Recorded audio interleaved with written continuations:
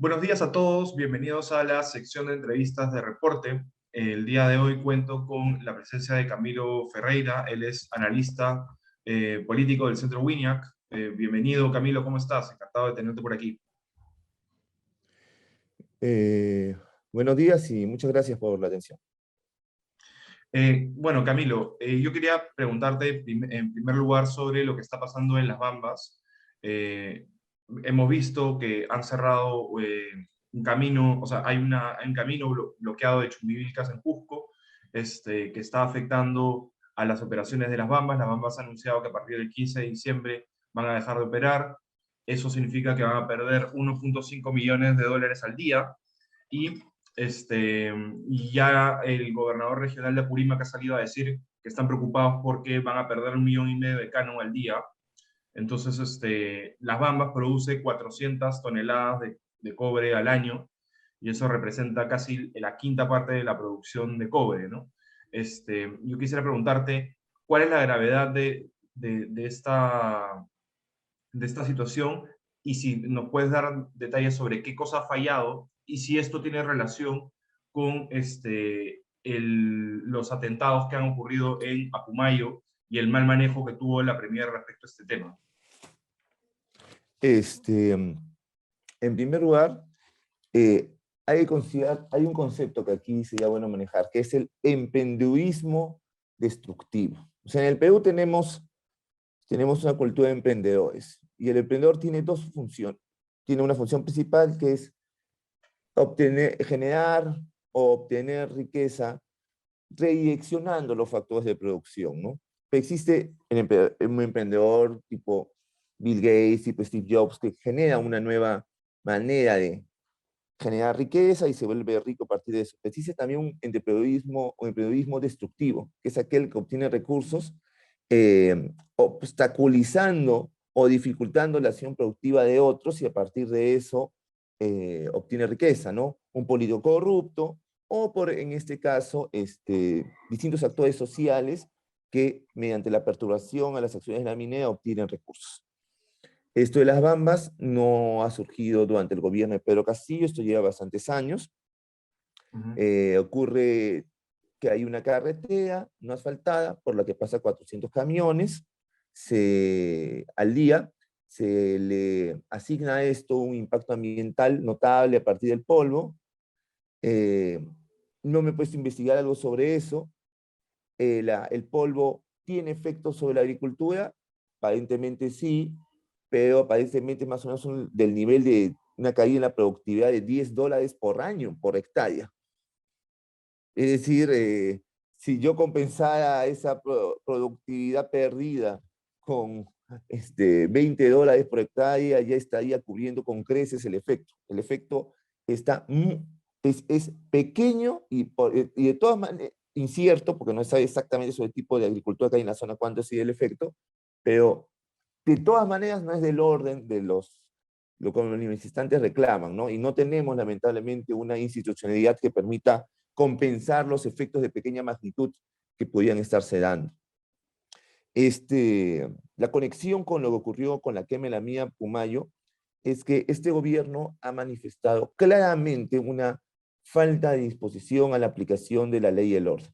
Las acciones, el ser humano es un ser que se deja llevar por el sistema de incentivos, ¿no? Si ganas o pierdes con determinadas acciones. Y los costos de ser un manifestante violento bajo este gobierno se han desplomado, ¿no? Tenemos una premier que dice que la violencia no descalifica la protesta, no se está deteniendo a los manifestantes, la Bambas ha pasado 400 días detenida sin que haya consecuencias penales sobre esto, se negocia las consecuencias penales, las investigaciones, lo que en la práctica es una negociación del Estado de Derecho, ¿no? Y una renuncia del Estado a su disposición al uso a la aplicación del monopolio de la fuerza por parte de él. Entonces, lo que ya estaba mal en las Bambas, ahora está, antes de Castillo, ahora está peor, ¿no? Y yo recuerdo, con lo que estabas mencionando, un debate que tuve en Twitter justamente respecto a lo que opina mucho de digamos, de la centroizquierda, respecto a la posición de la ley y el orden, ¿no? O sea, que es la posición que yo también creo, que justamente los incentivos que das cuando no sancionas a una determinada persona por incumplir un delito, eso genera el incentivo que lo vuelva a cometer. Pero decían que nosotros, los que pensamos de esa manera, no estamos considerando todos los factores, que los problemas sociales son multicausales, y, y de que de alguna manera no podemos enfocarnos solamente en la parte punitiva. No sé qué le responderías a alguien que te dice algo así. Bueno, hay una parte que lo que ellos dicen que es correcta y hay un montón que lo que dicen que no es correcto. Es correcto que no podemos enfocarnos exclusivamente en la parte punitiva. Es Ujú. decir, la acción social parte de un análisis costo-beneficio, y no solamente es una cuestión de costo, ¿no? Y no vamos a hacer tampoco el norte, donde simplemente nadie se manifiesta porque los castigos son el fin de la libertad y la posible muerte. Sí, claro. No podemos dedicarnos, no podemos estar con ese enfoque. Sin embargo, eh, tenemos que considerar también que tampoco podemos estar con un coste cero, ¿no? Y muchas veces las personas hablan de que no se entiende un enfoque multicultural, pero sin embargo yo estudié ese tema de conflictividad, y hay conflictividad antiminera en el sur de Argentina entre el EU, en, en zona de Esquel, en zona del sur de Argentina, donde habitan descendientes de migrantes galeses, ¿no? Y están, o sí, mina, ¿no? Con migrantes pelirrojos de país de Gales. Entonces, claramente, es una cuestión humana, no es una cuestión de culturas específicas, ¿no? Ujú. Entonces, hay que considerar también el sistema de incentivos. O sea, una vez hice el cálculo para la gente que estaba haciendo un bloqueo en las Bambas, cada día de bloqueo les hacía ganar, al final con lo que ganaron de compensaciones de la empresa, cada día bloqueando a estos 80 manifestantes les resultaba siendo una ganancia de alrededor de $1.700. O sea, Ujú. si ganas $1.700 por plantarte un camino por día, que te plantas en un camino rural, el incentivo es gigantesco. Más bien la pregunta es, ¿por qué no lo hacen más? Claro. No, y por qué no existe gente que migra también ahí para hacer lo mismo? Porque no, ¿cómo sabes que son las Es que personas que pasa, viven ahí? es que pasa eso. O sea, es muy común en zonas mineras de que cuando que una comunidad que tenía 400 habitantes permanentes, cuando saben que va a cercar una mina, cuando saben que va a venir una empresa, súbitamente el primo, el cuñado, la hermana que se fue hace 40 años, etcétera, comienzan a llegar ahí, y vas a ver que comienza a crecer la población. En Chiquillay y en Cajamarca, la población de la comunidad se multiplicó por 4 desde que se supo que iba a venir una empresa minera, para por Claro. esa manera formar parte de la influencia y recibir un conjunto de beneficios económicos. Es Por lo, simplemente es son seres humanos que buscan obtener mayores recursos. Es claro. totalmente esperable, ¿no? Por lo tanto, la narrativa de que son comunidades ancestrales, que viven ahí, que están de alguna manera viendo afectadas y que eran prácticamente, estaban intactas antes de la minera, muchas veces no es el caso, ¿no? No, pero veamos lo siguiente, ¿no? 400 vehículos al día. Entonces lo ponen ese número. 400 camiones pasan delante al día, pero no es que pasa una. Entonces lo que tú te imaginas es un flujo de camiones permanente. Pero veamos, son 400 camiones, son 10 horas que pasen, estamos hablando de un camión cada 40 camiones por hora, estamos hablando de un camión que pasa cada minuto y medio. Es mucho menos de lo que pasa en cualquier calle de Lima. Y muchas de las vías rurales pasan mucho más vehículos que eso. ¿Cuántos de nosotros hemos estado en caminos de tierra que en las cuales pasan más de un vehículo, uno y medio al día, y los campesinos no están bloqueando la carretera diciendo que eso está matando su ganado? Lo que pasa es que en estas personas tienen un actor económico que es la mina a la cual se le puede extraer recursos, mientras que en otras vías no existe un actor económico al que se le puede obtener recursos, ni existe toda una red de activistas que está dispuesto a promover como si eso fuera una afectación ambiental, y tampoco existe prensa que esté dispuesto a repetir ese discurso en medios nacionales, ¿no? Claro. Esa es la Bueno, diferencia, pero piensen, uno cada minuto y medio. Cuenten cuántos caminos en el Perú, plántense que cuenten hasta 90 sin que pase un carro. así es. Clarísimo, Camilo. Quisiera pasar al tema político. Hemos visto que Pedro Castillo ha tenido una serie de problemas en su gestión desde el inicio.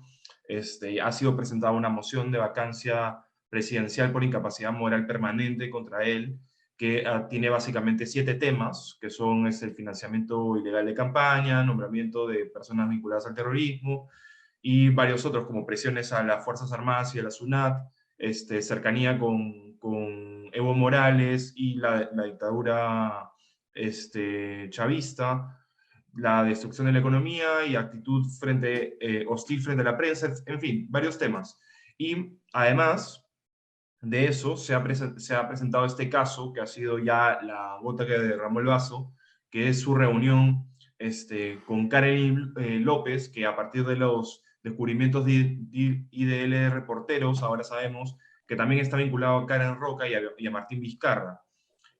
Además, para colmo, sale Valentín Sánchez, que es miembro de la Confederación de Ronderos, a decir que nunca fue rondero. ¿Qué es lo qué te parece a ti que todo este conjunto de factores figuran como una incapacidad moral permanente de Pedro Castillo? Veamos sobre lo que tenemos pruebas. ¿Ya? De lo que tenemos pruebas es que en el Perú existe un sistema de intermediarios entre empresas y autoridades políticas, ¿no? De las cuales Cadelín forma parte, y a este sistema Pedro Castillo le está dando acceso privilegiado al poder. Sabemos también de que ha estado recibiendo visitas personales, ¿no? Inclusive, como digamos que Cadelín subió de división, ¿no? Porque si tú ves en la investigación de IDL, al respecto de Cadelín, antes ella estaba al nivel de congresistas, funcionarios municipales, nunca había llegado ni al nivel de ministro, ahora se reúne con presidentes, o sea, había un ascenso en el nivel de acceso. Entonces, es casi seguro que el presidente de la República está inmerso dentro de este sistema de canalización de recursos públicos. Sin embargo, una vacancia en realidad no se trata sobre incapacidad moral o no, es sobre correlación de fuerzas políticas. Sí. ¿No? O sea, te inclinas a la opinión de que la vacancia por incapacidad permanente es un tipo de destitución política. Claro, es un tipo de institución política y está totalmente subjetiva de parte de los congresistas, y está bien que así sea. Y está bien que tenga un número de votos tan alto, porque sí se necesita un mecanismo de defensa rápido frente a presidentes que incurren actos inmorales clarísimos, ¿no? O sea, yo sí creo que un presidente que sea un delincuente flagrante debe ser destituido, ¿no? Claro. Aunque hay congresistas que no. Claro, que tenemos el caso de Susel Paredes, que prácticamente dijo, puede ser delincuente, pero no incapaz moral. Y de hecho eso me hizo acordar a lo que decía Gersi, ¿no? Que decía, porque hay un artículo que es el que habla de la destitución, y otro artículo que habla en la Constitución, ¿no? Y otro artículo que habla de la vacancia. En la destitución menciona, por ejemplo, el disolver el Congreso, el impedir las elecciones. Hay varios causales que son sobre todo políticas para destituir al presidente. Y Enrique Gersi, me acuerdo que él mencionaba en una entrevista con Milagros Leiva, que decía, el uroxicida, el pedófilo, no están en el artículo de la destitución, que ahorita que era el 116, creo. Claro, 117.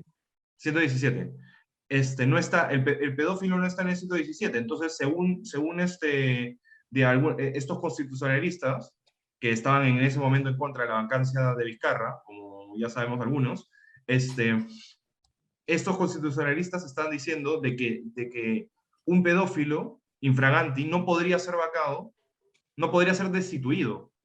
¿Sabe? Porque solamente implicaría la vacancia por incapacidad moral permanente cuando sean casos de incapacidad mental. Eso era lo que decían algunos. Claro, es que aquí ellos cometen un error. Ellos están pensando que nuestra Constitución fue escrita en el año 1821, ¿no? Entonces hay una doctrina que se llama, en leyes, que se llama la intención original, ¿no? Entonces la intención original de que usó en el siglo XIX la frase Incapacidad permanente, incapacidad moral se refiere a las personas deficientes mentales, que no pueden tomar decisiones, etcétera, los inimputables legales prácticamente. Ujú. Ya, pero eso sería si nuestra Constitución fue escrita en 1821, donde sí tenía ese entendido. Pues nuestra Constitución fue escrita en 1993. Para Claro, ese momento, la incapacidad moral sí tenía el significado que tiene para nosotros. Y si tú escuchas el diario de debates de esa época, sí están hablando en términos de conductas inmorales del presidente, no de incapacidades físicas o mentales. claro. Y Entonces, además, ¿por hay, qué nos agarraríamos de un término del siglo XIX cuando los que escribieron la Constitución en el 93, la intención original que tenían estaba referida a la interpretación como en la incapacidad para tomar decisiones morales? ¿Ya? Aquí están confundiendo los términos y aplicando una lógica que solo tendría sentido si es que tuviéramos una constitución escrita en el siglo pasado como la de Estados Unidos. claro. Y lo curioso es que a esas mismas personas, cuando tú les dices a Fujimori en el 92, bueno, a Fujimori en el 92 se le destituyó por haber cerrado el Congreso, pero tienes el caso de cuando se cierra el Congreso en el 2019. Uh -huh. Se cerró el Congreso en el 2019 y el Congreso de la República en ese momento vacó por incapacidad moral permanente a Martín Vizcarra. Lo que pasa es de que no se ejecutó porque Martín Vizcarra tuvo el poder. Entiendo, ¿no? Lo suspendió, no llegaron 87 votos, le faltó creo que uno o dos votos. Bueno, pero de alguna manera, ¿me entiendes? La práctica, o Lo sea, ya destituyó. desde ese momento ya existía, o sea, ya existía la figura de la vacancia moral por incapacidad moral permanente como juicio político antes de que fuera aplicado con PPK. No es que No, fue una creación auténtica del Fujimorismo, y que por cierto en ese momento fue apoyado por la izquierda, que hoy día se hacen los locos, pero, pero en realidad esa interpretación de la vacancia como juicio político, no solo, aparte de la intención original en la Constitución del 93, ha sido aplicada en varios momentos y ha sido, o sea, por más de que haya sido, no haya sido ejecutada y se hayan alcanzado los votos, ha estado en la discusión del Congreso como práctica legislativa bastante tiempo. claro, no. En términos de leyes muchas veces lo que genera validez es el uso y la costumbre, ¿no? Y la Exactamente. verdad es que el uso y costumbre de los actores sociales ha sido que esto es, en la práctica, ha sido de que está bien. O sea, a Fujimori se le destituyó con mayoría En un día. simple, ¿ya? Con mayoría simple, y todos los actores políticos lo consideraron válido, ¿ya? Este, Igual pasó con Vizcarra. Cuando se hizo la votación para la destitución a PPK, PPK se presentó en el Congreso, no dijo que era un golpe de Estado.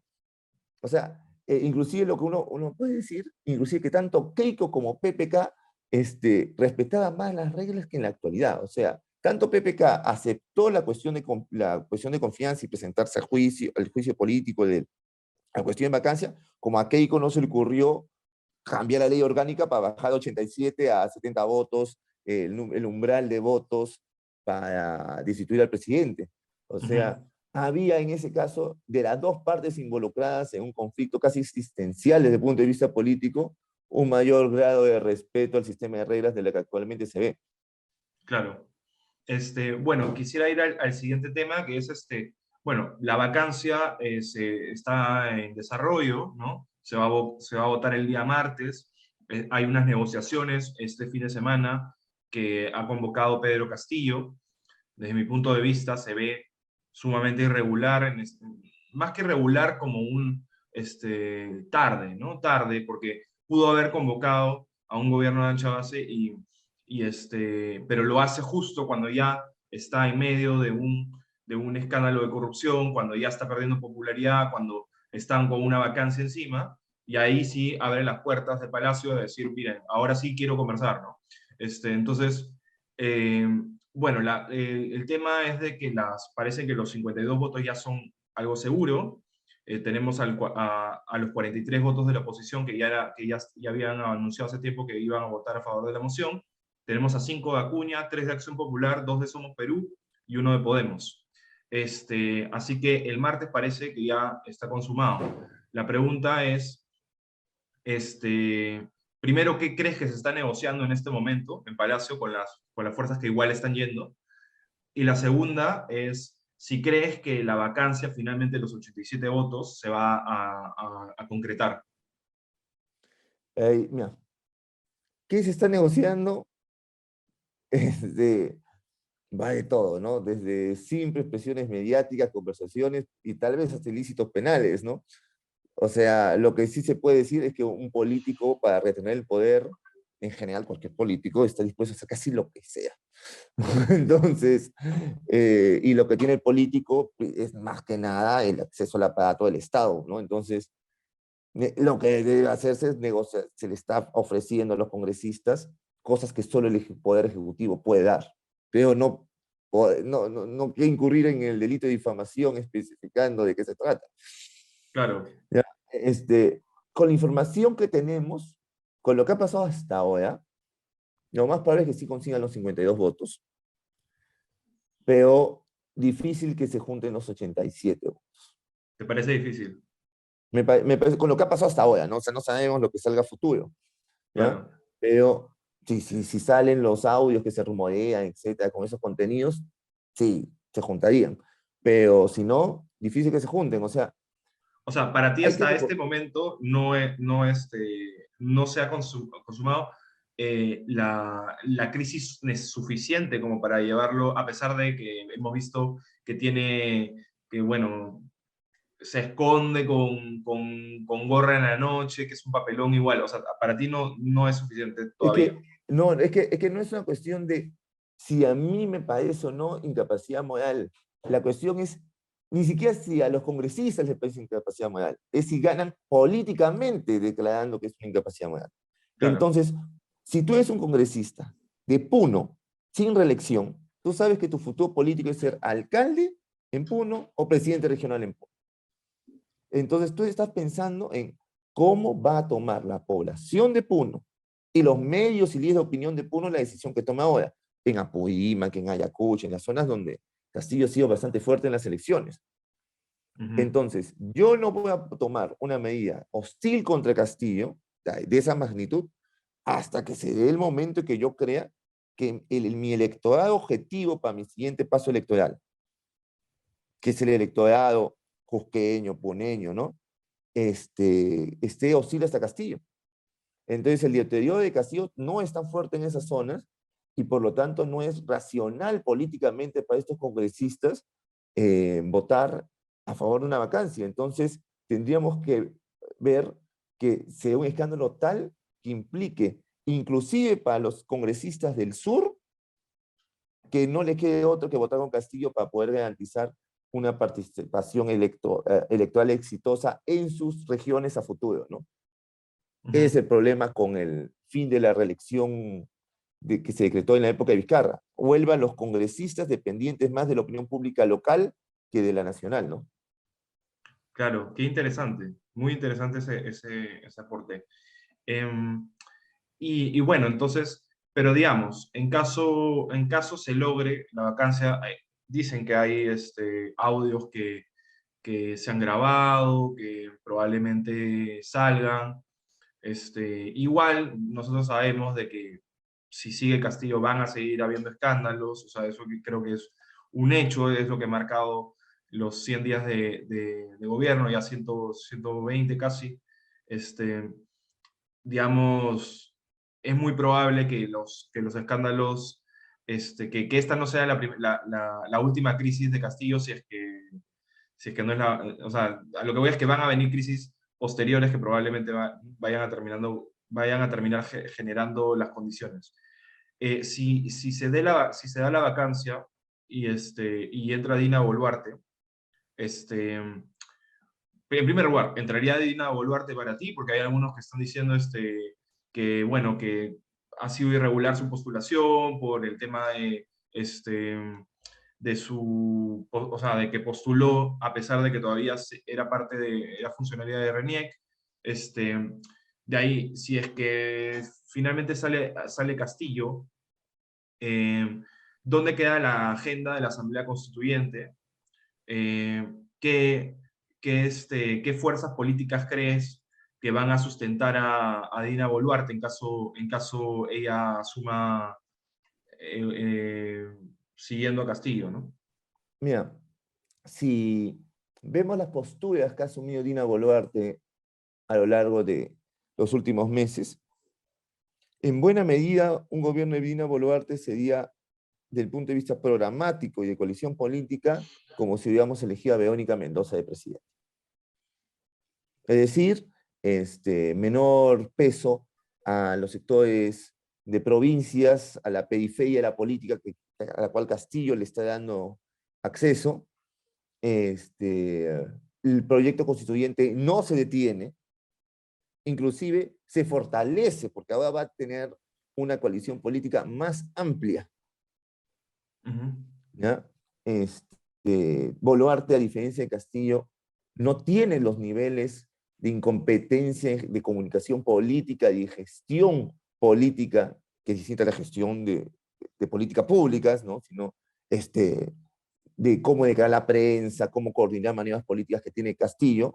Entonces, muy probablemente sea un presidente más popular que Castillo, lo cual incrementa su margen de maniobra. Ujú. Es decir, si ahora, por ejemplo, es muy difícil que se le dé facultades delegadas a Castillo para subir impuestos, en buena medida es porque es impopular. Es en buena medida porque es impopular que se ha podido establecer la ley de regulación de la cuestión de confianza, que le ha quitado enorme poder a la presidencia y al proceso constituyente. Es porque es impopular es que se ha podido aprobar la ley a nivel de comisión, la modificación de la ley 26.300, que en la práctica, si se aprueba, impediría legalmente hacer un referéndum constituyente a través de la recolección de firmas.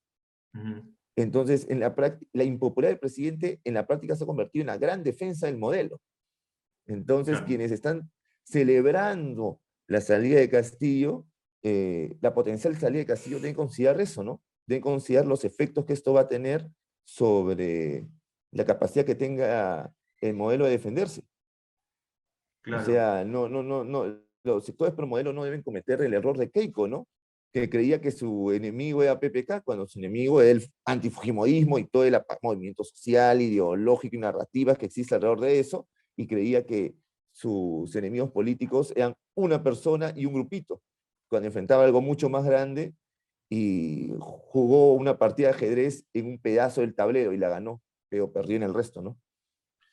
Interesante. Y entonces, ¿cuál te parece que debería ser la estrategia que debe tener la oposición frente a este contexto tan, con tantos actores y tan poco claro a veces respecto a las bancadas y respecto a quién apoya a quién? No sé qué te parece el bloque de alguna manera de los tres partidos políticos de oposición, ¿cuál debería ser para ti su estrategia? Si uno, si uno ve las encuestas, lo que va a ver es que los tres bloques en la derecha, los fujimoristas, los liberales y los conservadores más o menos, este, están bastante débiles. ¿Ya? La sociedad todavía no ha interpretado la debilidad de Castillo como una debilidad de la izquierda o del campo populista. Lo está asignando a una persona, a las falencias de una persona. Porque en una sociedad, cuando existe un fenómeno, lo primero va a ser una reacción personal. Ujú. Se necesita meses, años inclusive a veces, que pase el tiempo para que se pase de interpretaciones personales a los fenómenos a interpretaciones sistémicas, ideológicas a los fenómenos. Ujú. Entonces la izquierda todavía no está asumiendo la plenitud del costo político de defender a Castillo. Está comenzando a asumirlo, Ujú. ¿ya? Pero conforme se acumulen más horas de voceos de la izquierda defendiendo éticamente lo que está ocurriendo en medios, más horas de expertos de ONGs defendiendo a Castillo, etcétera, su capital ético y moral, el reconocimiento que tienen por parte de distintos líderes de opinión como buenas personas, se va a ir erosionando. Y ese es ya su principal capital político. O sea, la presidenta Castillo inclusive está ofreciendo la oportunidad de la demolición ética de la izquierda.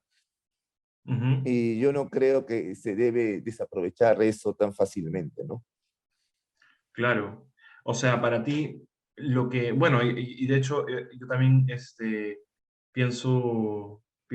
pensaría similar en que lo que hay que hacer es interpretar, o sea, los políticos lo que deben hacer es de alguna manera interpretar el escenario político de manera, o sea, conforme al mensaje ideológico que quieren dar. O sea, básicamente, quienes tienen que convencer a la población de que el fracaso de Castillo es el fracaso de la izquierda, son justamente la oposición que tiene que hacer política para convencer a la población de que lo que ha fallado no es que sea una persona incapaz simplemente para el cargo, que es lo que mucha gente creo que tiene clarísimo. E inclusive gente de izquierda que ha votado por él, hoy día dicen este, prácticamente que Pedro Castillo no es de izquierda, ¿no? Entonces, si es que eso, claro, es que eso es lo que ha dicho Rocío Silva. Entonces, San Y cada vez Esteban, lo va a decir más gente, y cada vez lo va a decir más gente izquierda. claro, y lo van a decir porque saben que lo que importa es la victoria a largo plazo, no importa defender a una persona. Entonces, quien tiene que enfrentar esa narrativa es la oposición, que tiene que decir no, no es un fracaso de Pedro Castillo, es un fracaso de primero, de la mafia que está detrás de él, y segundo, de todos los intereses geopolíticos y la estructura supranacional que está detrás de todo este proyecto de convertirnos en un eje del chavismo, ¿no? Mira, el presidente regional de Pasco, de izquierda, un expresidente regional, condenado por corrupción. Gregorio Santos, de izquierda, condenado por corrupción. Susana Villarán, también de izquierda, prácticamente condenada por corrupción, puesto que confesó, ¿no? Y dijo que lo volvería a hacer, ¿no? Respecto a las donaciones de las empreiteras brasileñas. ¿Ya? De la misma manera como la izquierda construye que existe como una red mafiosa de la derecha controlada por la CONFIEP, el Fujimorismo, ¿ya? Hay que construir, la derecha debería construirle la imagen de una red, teniendo inclusive, del punto de vista fáctico, una carga probatoria más grande con la cual podría darse. Sí, claro. ¿Ya? Pero claramente no se ha hecho esto hasta ahora. Y entonces, por eso, la vacancia de Castillo, si será en la siguiente semana, en la siguiente mes, se va a ver interpretado como la falencia de un hombre, no la falencia de un sector. Ujú. Si dejamos que pase un poco más de tiempo y mientras tanto se le va poniendo más candados y candados paulatinamente a Castillo, sí se podría, desde el punto de vista de gestión pública, sí podría darse un caso de ese tipo, ¿no? O sea, ¿tú crees o sea, de alguna manera la vacancia de Castillo es lo mejor que le podría pasar a la izquierda? Casi, Ahora sí, por supuesto que sí. Y yo creo que varios de la izquierda ya lo están entendiendo de esa manera. claro. Y porque claramente es más, este, pero, pero yo he visto, por ejemplo, al serronismo más, digamos, más contrario a Castillo que, que de alguna manera que los caviares, ¿no? Que la izquierda moderada. O sea, yo lo he visto antes, digamos, el serronismo ha declarado su desconfianza a Castillo antes que la izquierda moderada. No sé si me puedes explicar por qué todo el mundo ahora cree que igual Dina Boluarte va a ser apoyada por la izquierda moderada, cuando lo primero que yo he visto es que Cerrón es el primero que le ha bajado el dedo. Pero cuando hablamos de izquierda moderada, ¿qué tan moderada es esta izquierda? No, claro, O sea, claramente es un es una eufemismo, izquierda ¿no? más limeña, Sí, nada ¿ya? más. Pero no es mucho más moderada. En temas de minería, Guido Bellido es claramente más moderado que Mirta Vázquez. Mirta Sí, Vázquez pertenece a la ideología posextractivista. Ella forma parte de un nicho ideológico que se llama posextractivismo, que considera la minería a gran escala intrínsecamente negativa y quisiera disminuir la minería a una escala, no desaparecerla, pero reducirla a únicamente el autoconsumo, que es el 90% del sector minero. En eso ella es más radical. Si tú lees el programa de Cerrón, en buena medida es el programa de Bolivia, que no es el programa de ¿cómo se dice?, de Chávez. O Sí, sea, eso es hay que verdad. diferenciar todas las tonalidades de rojo, ¿no? O sea, hay rosado hasta sendero, ¿no? Pero no es que es de izquierda y es exactamente lo mismo. Este, Así es. el ministro Ceballos dijo que Cuba le parece una democracia alternativa, distinta a la nuestra. Aníbal Torres también lo dijo. Gran parte de Juntos por el Perú considera a Evo Morales un demócrata. Entonces, lo que habla, y cuando tú dices, pero es un alineamiento internacional únicamente, no, eso habla de cuál es el modelo político que para ellos es democracia. Ujú. Para ellos, un régimen como el MAS en Bolivia, donde se desacató un referéndum que no le permitía a Evo Morales postular, y él rompió ese referéndum y lo desacató, eso para ellos es democracia. Y por lo tanto ellos Claro, pueden portarse igual diciendo que son demócratas. Y en su cabeza ellos van a pensar que son demócratas. sí. No, Entonces y es nuestra demócrata también izquierda, para Luis Almagro, secretario general de la OEA, que avaló no, que se reeligiera Evo Morales con la justificación de que era derechos humanos, ¿no? claro, la izquierda moderada es socialmente más liberal, económicamente un poco menos estatista, más antiminera y más micro, y practica mucho el microautoritarismo, mucho más que Cerrón.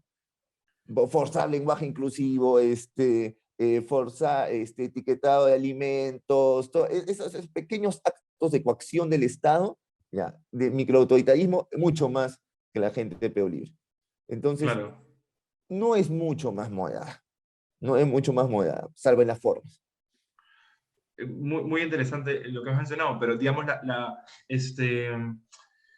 la pregunta en todo caso iba a quién crees que va a sustentar. Tú ya me mencionaste que crees que va a ser la izquierda limeña la que va a respaldar a Dina Boluarte. Sí. Este, pero el serranismo tampoco está contento con Pedro Castillo y probablemente pueda ser uno de las fuerzas que voten a favor de la vacancia. Entonces, eso es lo que hace pensar las declaraciones de Bellido y de Cerrón. Bueno, el 5 ellos van a tener un congreso partidario donde van a decidir si van o no a favor de la vacancia. Mañana. Ellos, sí, no sé si irán en un sentido o en el otro. Lo que sí es que a ellos les conviene estar distanciados de Castillo. ¿Por qué? Porque a diferencia de la izquierda limeña, Perú Libre sí tiene altas expectativas de obtener gobiernos regionales y autoridades subnacionales.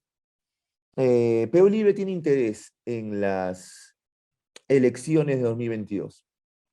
Y para ellos tiene un peso mayor y tiene más esperanzas de obtener cosas que la izquierda limeña. Entonces, para ellos, está asociado a un gobierno impopular, les es políticamente más costoso que una izquierda limeña que en ese sentido va a priorizar más el acceso al Estado que sus perspectivas electorales, que no son tan fuertes. Entonces, es lo racional para ellos asumir una postura más hostil a Castillo. Además, existe un segmento de entre 10 a 15% de la población para la cual Castillo se ha moderado demasiado, de la Claro. población nacional, que en el sur posiblemente sea más alta. Ujú. Y dada la naturaleza del sistema electoral a nivel subnacional, con un 20-25%, yo puedo obtener gobiernos regionales y alcaldías.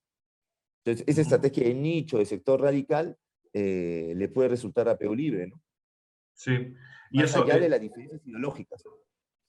eso también nos debería llevar a la reflexión, que ya con eso me gustaría cerrar la entrevista de qué es lo que va a pasar con las elecciones regionales y municipales, ¿no? ¿Qué impacto va a tener si es que la oposición está lista para poder enfrentar eh, políticamente a la izquierda? Porque eso puede terminar consolidando eh, espacios de poder que son claves para poder contrapesar el avance de la izquierda en muchas regiones. O sea, claramente acá hay un problema de centralismo versus la realidad provincial, ¿no? Entonces, la oposición de prosistema debería tener una alternativa a enfrentar, o sea, un discurso, una narrativa que pueda llegar a estas regiones y pueda, de alguna manera, no dejarlas al manejo de fuerzas que están controladas por la minería ilegal, por el narcotráfico, por el terrorismo, que muchas veces hay partidos, incluso partidos políticos que están vinculados a eso. Entonces, ¿cuál crees que debe ser la estrategia de la oposición para enfrentar eso? Las elecciones subnacionales es un ajedrez que se pelea en varios tableros simultáneamente, con distintas reglas. En la zona del sur existe en buena medida un ecosistema mediático, ideológico, de líderes de opinión y de creencias preexistentes que hace muy difícil a alguien que no sea, cuando menos populista o de izquierda, ganar las elecciones. Es muy difícil. En Lima ocurre lo contrario. Después de Susana Vidán, realmente para la izquierda ganar una elección en Lima es muy, muy difícil, ¿no? Muy difícil, ¿no? Susana Vidán creo que le ha costado a la izquierda una generación en Lima, ¿no? Las zonas en disputa son las regiones que no son el sur y que no son Lima, ¿ya? No van a ir unificados de ninguna manera, y tampoco la izquierda va a ir unificada, así que lo que se esperaría es una atomización de resultados con fuerza de los movimientos independientes, regionales, esos son los que van a salir fortalecidos, porque si uno ve, Castillo se está derrumbando, pero la derecha no está capitalizando sobre eso tampoco. Entonces van a ser etiquetas fuera de la pelea política nacional las que van a posiblemente a tener mejores resultados, ¿no? Movimientos independientes, locales, regionales, con una carga ideológica no tan grande. Claro, Y eso además porque el es, debate que se está dando ahora no es ideológico. O sea, debatir sobre si la señora Carolín entró o no al cuarto de Breña, a la casa de Breña con un paquete y qué había en ese paquete, no es una discusión sobre el modelo ideológico. Entonces, la discusión que se va a estar dando posiblemente sea sobre ese tipo de escándalos de tipo más personal, relativo a temas de corrupción y tráfico de influencias, etcétera, y escándalos que no son ideológicos y por lo tanto las personas no van a ir a votar con una carga ideológica y eso va a favorecer principalmente a los independientes más que las alternativas de izquierda o derecha que tengan una carga ideológica implícita, ¿no? ujú. Eso ya nos llevará en algún momento a otra conversación respecto a federalismo versus centralismo y todos los problemas que eso significa. Muchas gracias, Camilo, por estar con nosotros y estás bienvenido a Reporte para una nueva oportunidad. No, muchas gracias a ti por la entrevista, más bien. Y Adiós. muchas gracias a todos los oyentes por sintonizar esta entrevista. Espero que les haya servido este contenido. Y muchas gracias a todos por seguirnos en el reporte. Si les ha gustado, no se olviden de darle like, suscribirse al canal y darle a la campanita de nuestro canal de YouTube. Muchas gracias a todos y buen domingo.